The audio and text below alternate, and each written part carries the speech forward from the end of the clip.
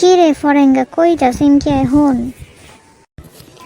বুঝছি, এবার আমার লাগে ব্রেকআপ করা, তুই ওর লাগে প্রেম করবি? তোর এই ছিল মনে? তুই তো কামাস না টানা টাকা, আমি তো 1 টাকা কামাইতে পারবো, তুই তো 1 টাকা কামাইতে পারবি না।